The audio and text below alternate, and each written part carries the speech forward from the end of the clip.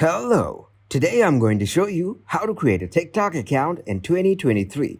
Let's start. To start the process, open your TikTok application in your mobile device. Then go to your profile.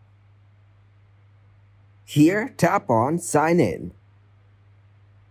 You can sign up using your Facebook, Apple, or Google account as well. Then tap on Use Phone or Email.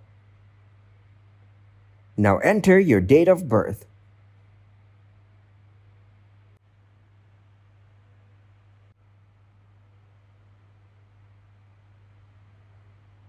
After that, tap on Next.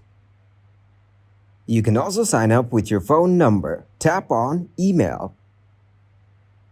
Now enter your email address and tap on Next.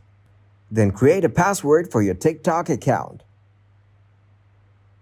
After that, tap on Next. Now create a nickname. Then tap on Confirm. Now go to your profile.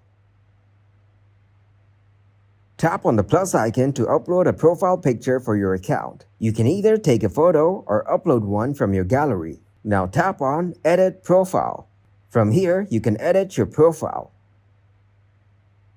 This is how you can create a TikTok account.